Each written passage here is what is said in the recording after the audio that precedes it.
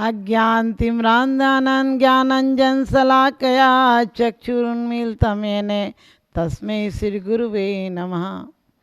अज्ञान रूपी अंधकार से जिनके नेत्र बंद हैं उनको परम गुरु यानी अरिहंत देव ज्ञान रूपी शलाका से, जिस प्रकार से काजल लगाने से आंखें अच्छी हो जाती हैं, उसी प्रकार से जिनके नेत्र मोह के कारण बंद हैं उनकी आंखों को खोल देते हैं। हम सोचते हैं मोह किताबों में पढ़ने से ख़त्म हो जाएगा। किताबों में पढ़ने से मोह खत्म नहीं होगा। मोह जब होगा तो अनुभव में आएगा।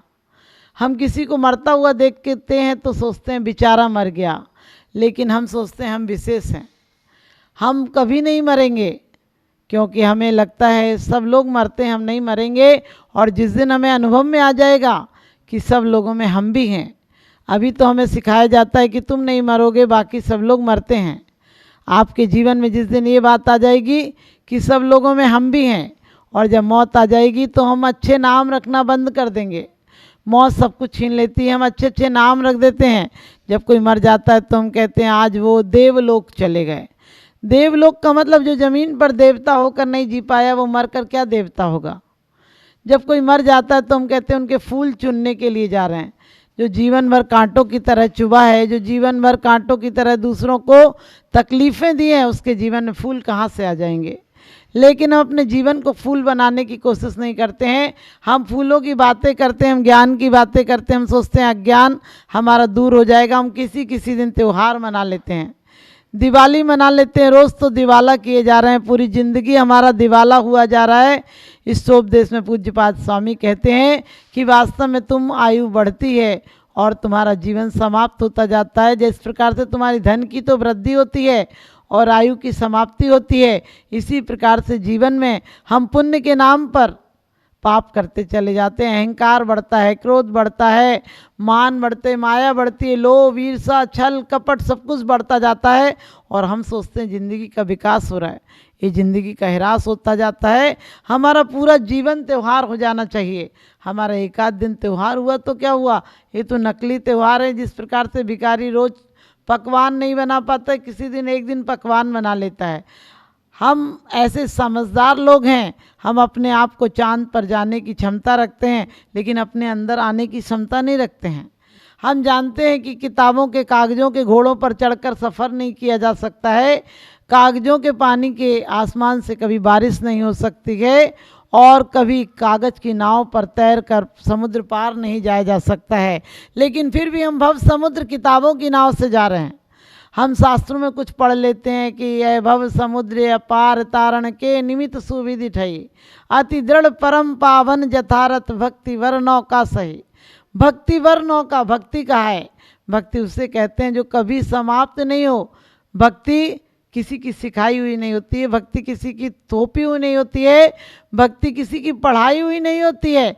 जब अंतरंग से प्रेम की ललक जगती है तो अपने आप जो जगती है, जो मौत के पार भी जाती है, उसे भक्ति कहते हैं। लेकिन हम सब कुछ यहीं पर नकली कर लेते हैं। बाहर से प्रेम सिखा देते हैं बच्चों को। यदि प्रेम सिखा दिए जाएंगे, प्रेम के गाने सिखा दिए जाएंगे तो वो अभिनय करेंगे। हकीकत में उनके जीवन में प्रेम नहीं आ सकता है, क्योंकि वो अभिनय में इतने उतर जाएंगे कि उनको हकीकत का मौका ही नहीं मिलेगा। और आज हमने सब कुछ सिखा दिया है। शास्त्रों के कहना चाहिए अणुव्रत, महाव्रत, समता और सब कुछ ऐसे शब्दों को हमने रटा दिया गया है कि बच्चे परिभाषा सुना लेते हैं, लेकिन आत्म अनुभव से सुने रह जाते हैं। आज हमारे परिवारों में, संबंधियों में कहीं प्रेम नहीं रहा, और हम प्रेम, सब जीवों में प्रेम की बात करते हैं। प्रेम भाव हो सब जीवों पर। हम अपने समाज में, अपने देश में, अपने राष्ट्र में, अपने परिवार में प्रेम नहीं रख पाते हैं। क्यों? क्योंकि हमें प्रेम के धोखे में दुश्मनी सिखाई गई। हम कहते हैं हम हिंदू मुस्लिम भाई भाई हैं। अरे क्यों भाई भाई को कहने की क्या ज़रूरत पड़ेगी? भाई हैं तो हैं, भाईचारा लाओ। हम हमेशा देशों को बांटते रहे हैं, धर्म के नाम पर, संप्रदाय के नाम पर, पक्षपातों के नाम पर, मान्यताओं के नाम पर। हमने झूठी मान्यताओं का इतना प्रचार किया है कि सच्ची मान्यताएं अब दिखाई नहीं देती हैं।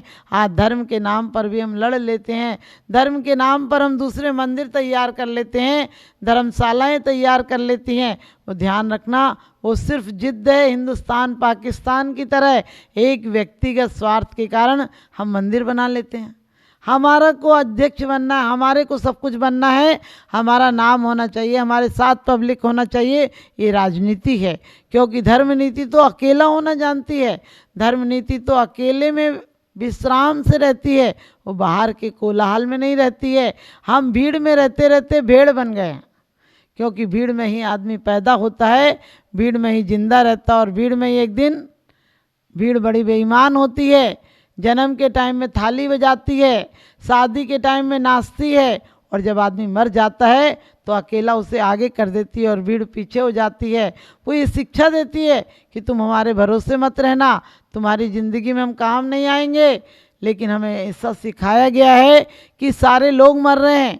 जिस प्रकार से एक भेड़ों का मालिक था, वो भेड़ों को काटता रहता और भेड़ें चिल्लाती रहती, रोती रहती, बीमार पड़ जाती।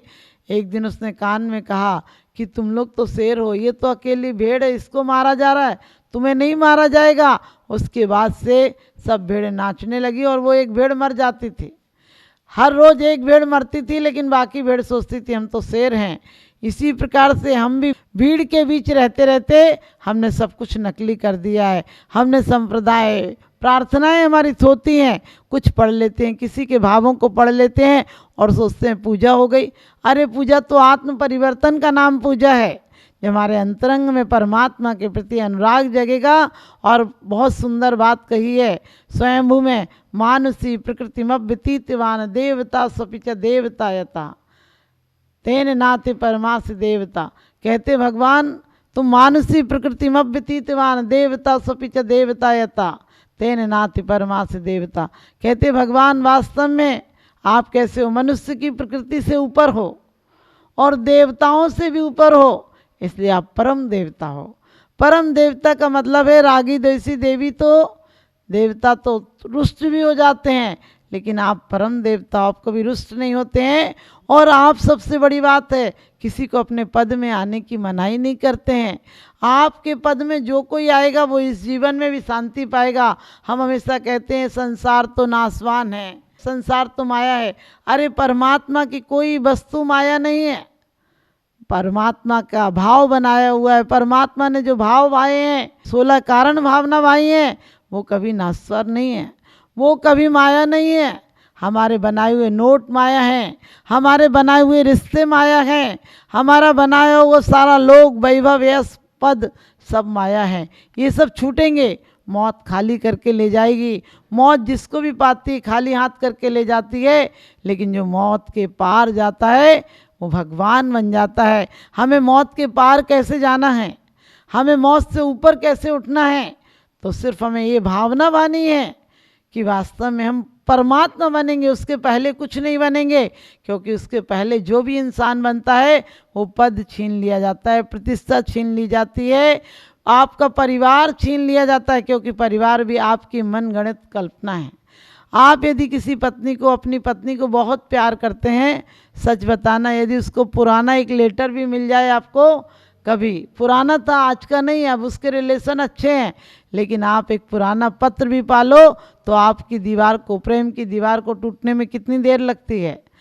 आप यदि किसी रिश्तेदार से, किसी संबंधी से आपने बहुत अच्छा रिश्ता है, लेकिन जरा सी नींबू की खटाई की तरह एक शंका डाल दो, एक झूठी मान्यता डाल दो, और उसके बाद आपके रिश्ते टूटने में देर नहीं लगती है।